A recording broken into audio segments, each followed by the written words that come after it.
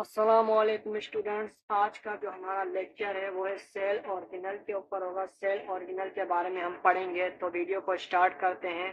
तो सबसे पहले हमने सेल ऑर्गेनल को तीन कैटेगरी में डिवाइड किया है। जो पहली कैटेगरी में हमने उसको रखा है वो सिंगल मेम्ब्रेन ऑर्गेनल है, और सेकंड जो है वो डबल मेम्ब्रेन ऑर्गेनल है, और जो थर्ड में जिसको हमने रखा है वो है लेस मेम्ब्रेन ऑर्गेनल।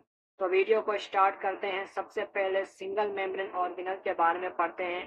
तो सिंगल मेम्ब्रेन ऑर्गेनल क्या होते हैं? ये ऐसे ऑर्गेनल हैं जिसमें क्या होता है, सिंगल मेम्ब्रेन होती है। इसके जो आउटर जो होती है वो सिंगल मेम्ब्रेन, एक ही मेम्ब्रेन होती है। तो इसकी एग्जांपल देखते हैं। तो सबसे पहले जो है गोल्जी बॉडी। गोल्जी बॉडी में क्या होता है, एक ही मेम्ब्रेन होती है, सिंगल मेम्ब्रेन की बना होता है गोल्जी बॉडी। इसके बाद हमारे पास आता है लाइसोसोम्स। लाइसोसोम्स भी क्या है, हमारे सिंगल मेम्ब्रेन ऑर्गेनल के बने होते हैं। उसके बाद हमारे पास आते हैं एंडोप्लाज्मिक रेडिक्यूलम। एंडोप्लाज्मिक रेडिक्यूलम भी क्या होते हैं, ये सिंगल मेम्ब्रेन ऑर्गेनल के बने होते हैं। इसके बाद हमारे पास आता है वैक्यूल। वैक्यूल भी क्या होता है, एक सिंगल मेम्ब्रेन का होता है। उसके बाद हम आते हैं डबल मेम्ब्रेन ऑर्गेनल की तरफ। जो डबल मेम्ब्रेन ऑर्गेनल होते हैं इसमें क्या होती है, जो डबल मेम्ब्रेन ऊपर आउटर में क्या होते हैं, डबल मेम्ब्रेन के बने होते हैं। तो पहली एग्जांपल जो है वो माइक्रोकॉन्ड्रिया। माइक्रोकॉन्ड्रिया क्या है, ये एक डबल मेम्ब्रेन ऑर्गेनल होता है। ये हमारी सेल के अंदर होता है। ये इसको हम पावर ऑफ सेल भी कहते हैं।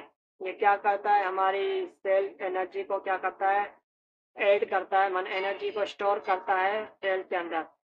उसके बाद हमारे पास आता है क्लोरोप्लास्ट। क्लोरोप्लास्ट क्या है, ये इसमें भी डबल मेम्ब्रेन होती है। और ये क्या होता है, ये प्लांट के जो है ना कलर कलर देता है।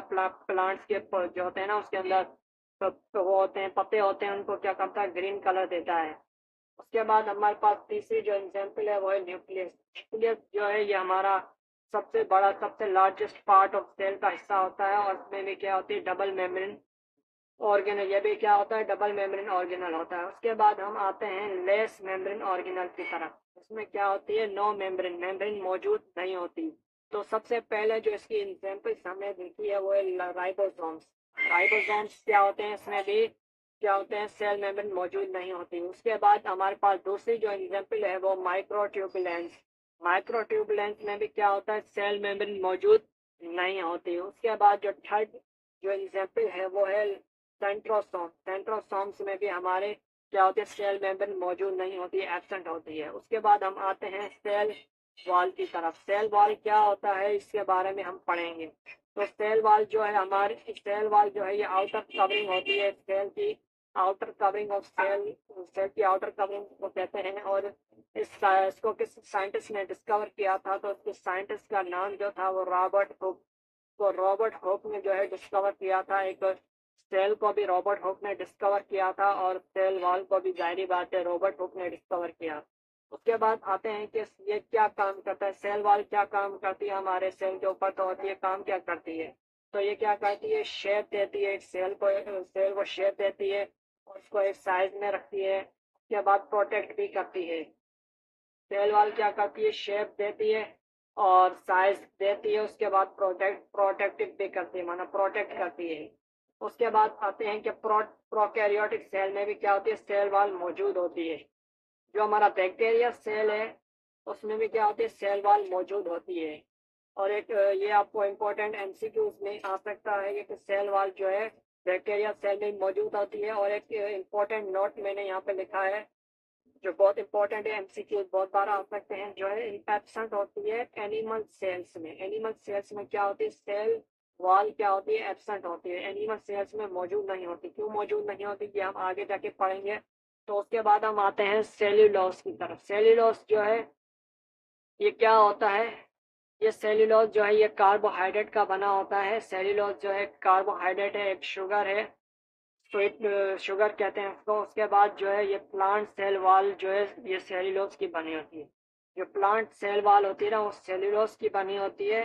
और सेल्यूलोज क्या होता है, ये dead part of plant cell. Plant का जो डेड पार्ट होता है, जो नॉन लिविंग पार्ट होता है, वो क्या होता है, सेल्यूलोज का बना होता है। जो सेल वॉल होती है, सेल वॉल जो प्लांट की सेल वॉल होती है वो क्या होती है, नॉन लिविंग होती है, मतलब लिविंग थिंग नहीं होती। इसी वजह से जो हमारी ह्यूमन बीइंग में जो है सेल वॉल मौजूद नहीं होती, क्योंकि वो डेड पार्ट होता है, डेड पार्ट हमारी बॉडी में नहीं होता। और ये सेल्यूलोज जो है हमारी बॉडी में डाइजेस्ट भी नहीं होती। क्यों डाइजेस्ट नहीं होती? क्योंकि हमारी बॉडी जो है लिविंग लिविंग थिंग है, क्योंकि ये डेड पार्ट होता है। जो प्लांट का आउटर जो कवरिंग होती है प्लांट की, वो हार्डेस्ट होती है, और ये क्या होती है, डेड होती है। और हमारी जो स्किन होती है वो सॉफ्ट होती है, जिसकी वजह से हमारी बॉडी में सेल्यूलोज डाइजेस्ट नहीं होता। उसके बाद आते हैं इसमें वाटर जो होता है 0% होता है, क्योंकि ये डेड पार्ट होता है, इसी वजह से इसमें जो है वाटर मौजूद नहीं होता। डेड पार्ट जो है, डेड पार्ट में ज़्यादा वाटर सूख जाता है और वाटर उसमें मौजूद नहीं होता। उसके बाद जो मैंने आपको बताया, ये हार्डेस्ट पार्ट ऑफ सेल से प्लांट सेल का जो ये हार्डेस्ट पार्ट होता है, सख्त पार्ट होता है, जो कि डेड होता है।